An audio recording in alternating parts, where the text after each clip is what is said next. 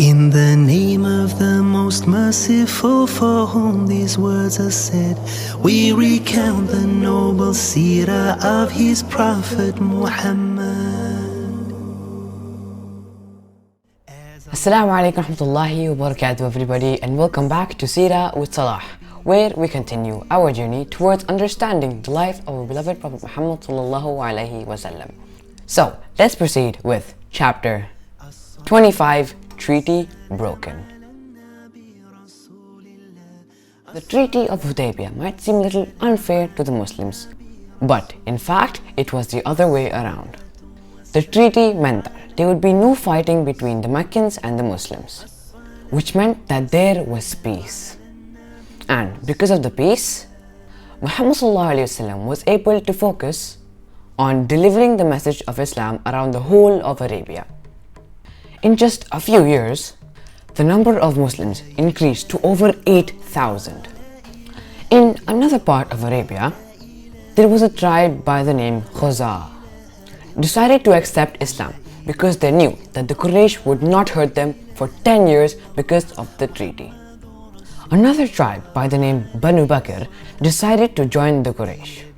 The Banu Bakr and the Khuzaa had a long time dispute between each other. And the Banu Bakr knew that the Khuzaa were feeling safe because of the treaty.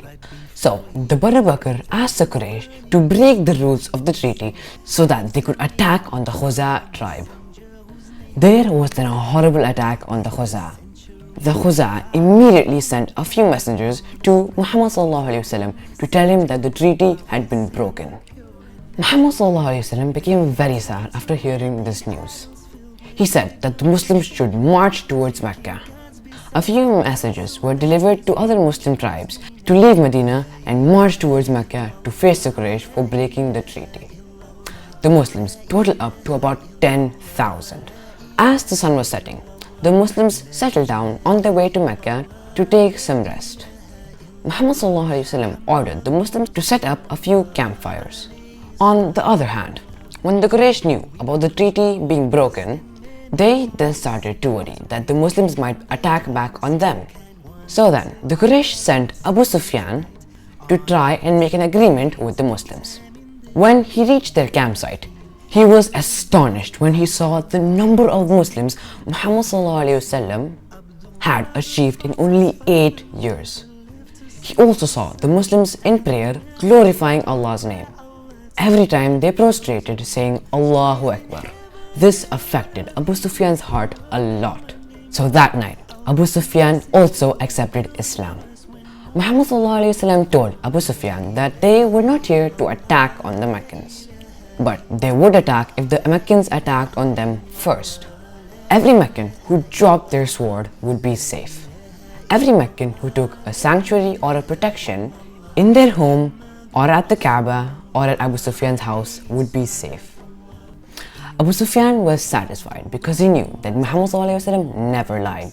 If no one broke the peace, they would be safe. But one thing for sure, Mecca would never be the same.